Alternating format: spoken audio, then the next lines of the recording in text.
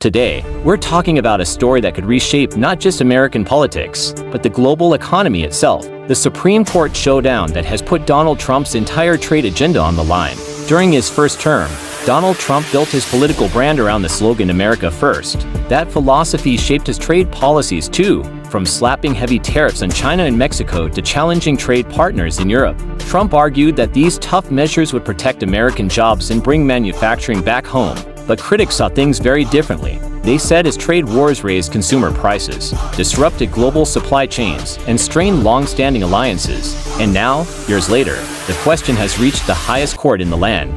How much power does a U.S. president actually have to unilaterally control trade policy? At the heart of the case is a constitutional question. Can the president impose tariffs and restrictions on other countries without Congress's direct approval? Supporters of Trump argue that national security and economic independence require swift executive action. Opponents counter that unchecked presidential power threatens the balance set by the Constitution and could lead to economic instability if misused. The Supreme Court's decision won't just decide who's right in this particular case.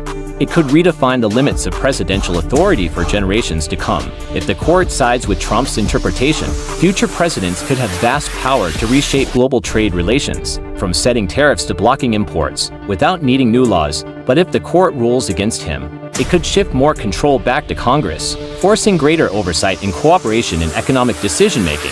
Economists say the implications are enormous. A win for Trump could encourage a new wave of economic nationalism, with America putting up barriers in the name of self-protection. A loss could reaffirm the traditional checks and balances that have guided U.S. trade for decades. In the end, this Supreme Court battle isn't just about one man's trade policy. It's about how America defines power and who gets to decide the rules of the world's largest economy. As the justices deliberate, one thing is clear: the outcome will echo far beyond Washington, shaping markets, partnerships, and presidencies for years to come. Thank you.